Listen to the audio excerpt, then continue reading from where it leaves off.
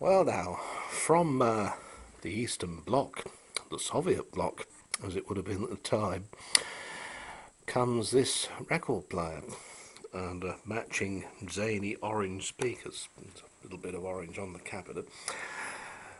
This is badged as a Harwood Stereo Mark III,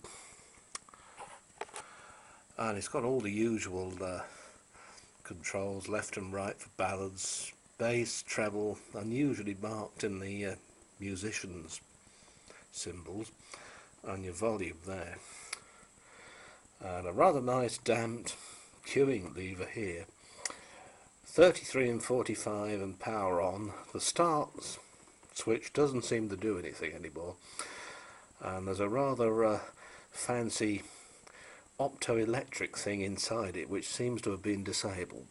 Let me put it that way.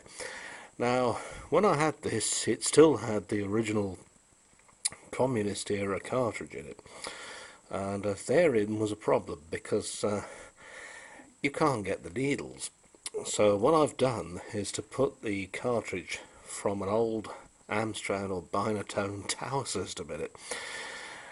They were quite a good cartridge. They were based on the BSR SC12M, and it's as good as ceramic cartridges got, really, wasn't it? The Philips plug-in one was always my favourite, because they did sound rather good. But it's the same sort of output, so it's not blowing the thing's ears off or whatever. But one thing I did find was, I thought it would have an AC shaded pole motor in here, but it hasn't. It's a DC servo. And one thing that Nikolai Lukyankovich hadn't done in the People's Record Player Works when this was made, because it's actually made by an outfit called Tonsil. Don't laugh, it is spelt the same way as the things that give trouble in the back of your mouth.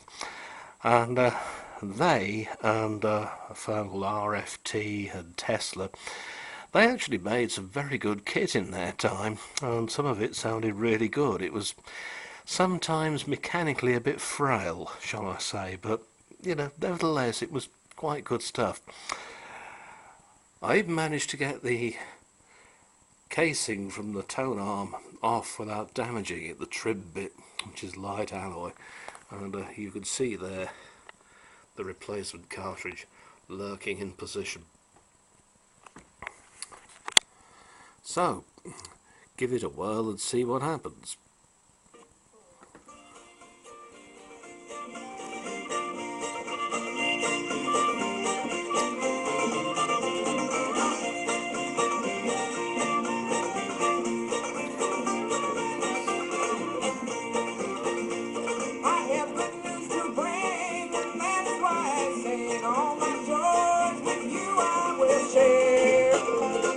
I'm gonna take a trip in that old gospel ship and go sailing through the air.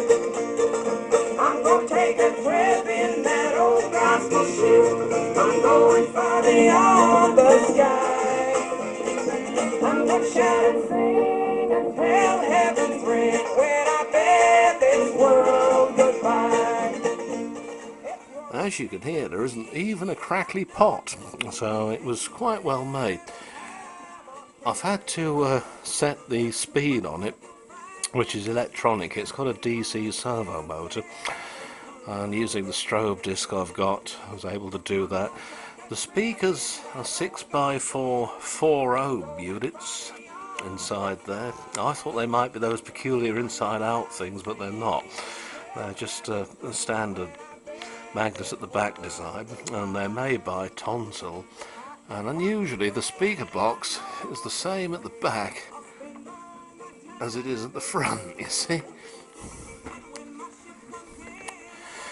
Now the only other job to do on here involves two big capacitors on the power supply board, which getting a bit tired. They're made by an outfit called Elwa. It probably means more to those of you from Germany or Eastern Europe than it does to me.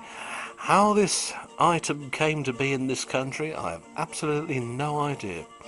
I can only conclude that it was perhaps imported as a cheapo record player for kids. And you know, the Polish name wouldn't do, so they called it a Harwood Stereo Mark III. Whatever. I couldn't find any reference to it at all on the internet. Even tried the cartridge code itself. No go. So the only thing to do to get this little item to go was to replace the cartridge.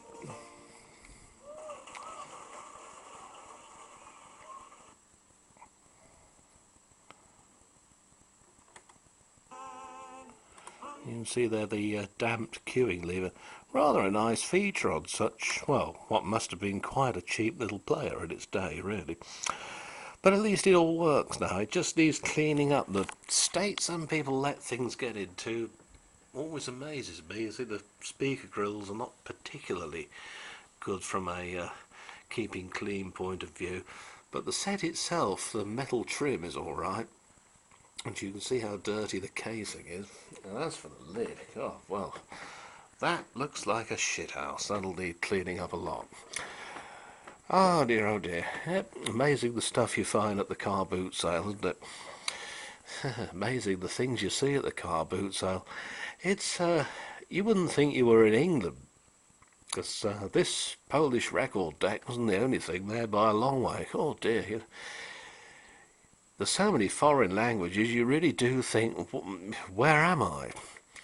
And I have to say there's one or two ragheads, and it's not really very nice seeing that sort of thing.